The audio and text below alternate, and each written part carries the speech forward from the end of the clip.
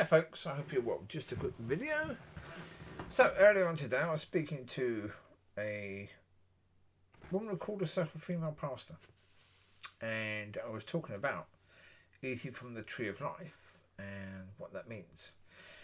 So yeah, and then tonight and the other day I was thinking about all that sort of stuff as well. And yeah, if that happens to me, then yes, I would go to the churches that have banned me and go inside in the service when the service is happening, and I would tell the people in that church, all those churches, that I am a son of God and now eating from the tree of life, that there's no decay or death in me anymore. And they would look at me and they would see I'm completely different. How I look and everything. They would see all of that. And I would tell them that I would have told you how to walk in this way, but I can't because I'm banned from these churches. So I wish you well. And then I would tell them, okay, if you get rid of all those people in this church who think it's okay to ban people, then God will help your church to be ready to go through and, to be led the right way. But you can't be led the right way when the leaders are leading you in the world's way. That can't happen. And then they can choose what they want to do. Now, do I think all those churches will actually do something? No, I don't. Because of the nature of people. Because again, as I say, changing is incredibly hard. So, okay. Do I think it will make much of a difference? I think it might in one, but not in three. Yeah. So, we'll see. Yeah. We'll see if it happens. But, yeah, that's something I was thinking about.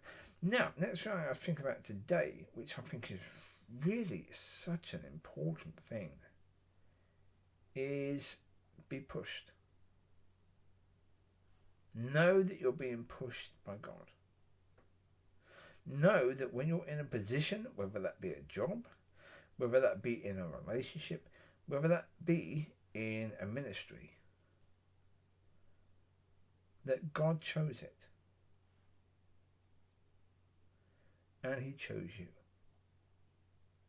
He chose that for you, and he chose you for that.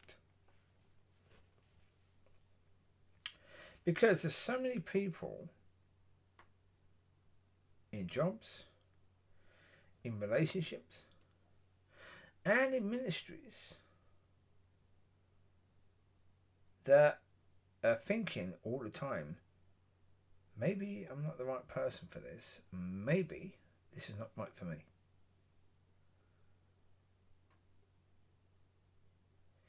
If God has pushed you, then you know. You know. And you must know. When people push themselves forward for a position, then, yeah. There's a lot of people that do that, as I say. I mean, the same people that push themselves for a position in church are the people who, at front parties, they're the ones playing guitars. They're the ones standing up on the tables. They're the ones who are happy to have all the attention. What we need in church is those people who are standing in the background. Those people that don't want the attention. We want them. They need to be the people that are standing up front. Because if they stand up front, they won't make it about them. Will they? If they're the ones standing up front, then they're going to have to be pushed to be there. You don't want people that push themselves forward. You want people that are going to push. So if you're advertising for a position, if someone came to me, like with the River Church, when the River Church was nearly dead, the person in charge that contacted his friend Jeff Oakes and spoke to him while Jeff was still in America, and said about the River Church, that the River Church is nearly dead in Elgin, and he needs to find someone to take it over and try and bring that church back. Well, Jeff and his wife thought, but that sounds challenging. I think that could be us. We could do that. Now, they would probably say, no, what they said was they think that God is telling us that we should be doing it. Yeah, of course. Yeah. Were they being pushed? No. No. No. Because Jeff Oakes is someone who he's quite happy making so much about him. Jeff Oakes is one of those characters who, yes, at a frat party, he would be one of those people standing up and making jokes, or playing the guitar, or doing something to get the attention. Because it's who he is. Now, okay. Again, I don't blame that. I don't. I very much put a lot of the blame for the River Church on the hands of the person who was trying to find someone to lead it, because was he going to God about it? No. He went to his friends about it. He didn't go to God. Again, he would say he went to God. Did he go to God and wait? No. No. In a situation like that, you've got a church that's nearly dead, okay? So what you want to do is you want someone to go in there who's going to pay absolute attention to what's going on in that church.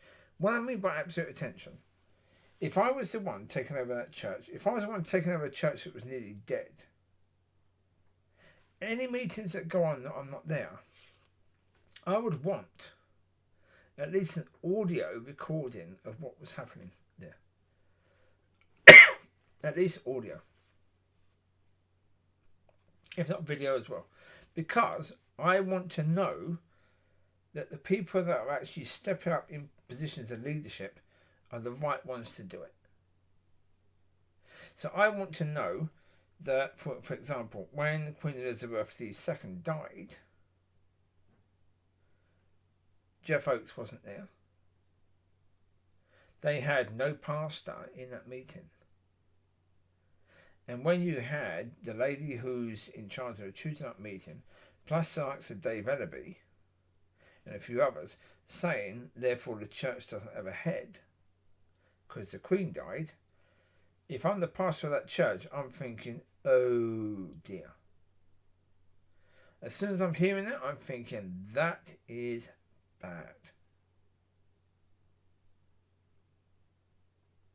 Yeah. We can't have that. We need to understand that people's basic understanding is wrong. Oh dear. And if I've been there for 8 months and people still don't understand, oh dear, that's not good. So yes, I want to know everything early. I want to know that the lady who says that God told her that she should be the person doing that, I want to know that it's likely that she's actually hearing correctly. Because if she's not, I need to deal with that. Yeah. Because I do. Well, either you care about it or you don't. If you go to a church that's nearly dead, there are reasons why it nearly died. You need to understand all of that quickly. very quickly. This is not like taking over, but it is, I suppose. It's very, very similar to taking over a football club. Yeah, any evidence that you can get from past history where you can actually properly look at past history, do that. Yeah, the people that are there right now, find out what you can about them. Who are the ones that are going to be part of the solution moving forwards? Who are the ones that were a major part of the problem in the past? Now, those two could overlap. Someone who was part of the problem in the past could be part of the solution in the future. But it's important to understand. Because, again, if you know that these 5 or 6 people were very instrumental in the church nearly dying, you want to go to God about whether or not these people should be part of the leadership still. You want to put that before God rather than just moving forward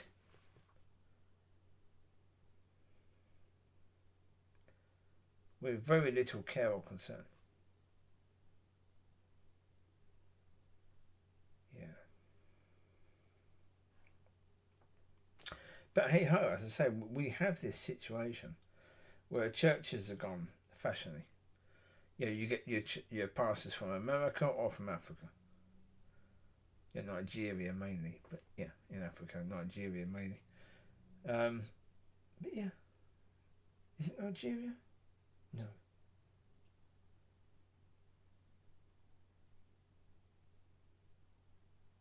But wherever it's from.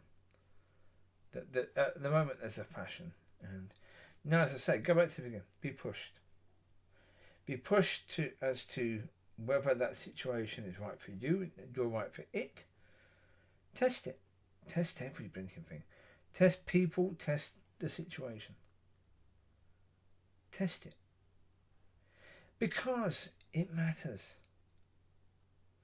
If you're involved in a church and leadership of a church, you've got people there who, depending upon, if you don't educate those people in truth, there's a very good chance,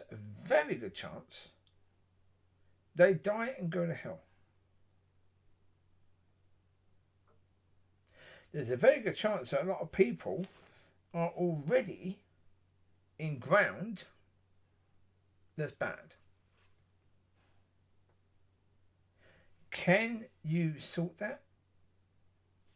Well, can it be sorted? Yes. Yeah. There's no doubt about it. That can be sorted. Is it easy? No. But it can be.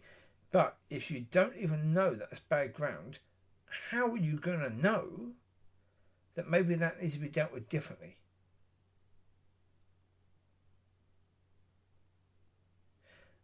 You need to test everything. You need to know. The more you know, the more you can be aware and the more you can plan for what you're going to do. Plan with God. Well, as I say, it's about going to God about all these things. When I say plan, I don't necessarily mean plan as in like a teacher would plan a lesson. I'm talking about you've got to go to God and you've got to, you've got to say, okay, God has the answers. God knows who needs to be in this church and who doesn't.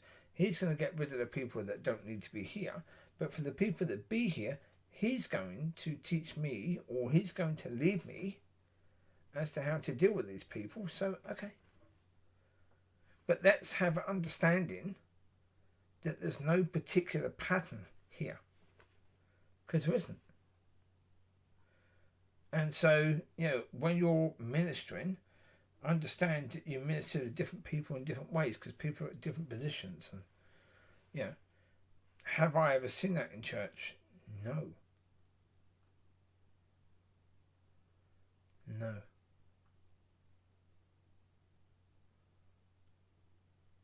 But again, a leader has to be someone who cares. You have to know, as I say, You have to know that this is, God has put you here for you and for the ministry and for the people here. Therefore, God's got your back. If it's supposed to fail, it will fail. There's nothing you can do to prevent it. If it's supposed to succeed, it will succeed. So relax. You can relax a damn sight more when you know that this is God. When you know. Now, most ministers will believe that they are supposed to be in the place they go to when they first go there. And this is God. Well, knowing is very different to believing. Very different. And what it gives you as a person is so very different to believing.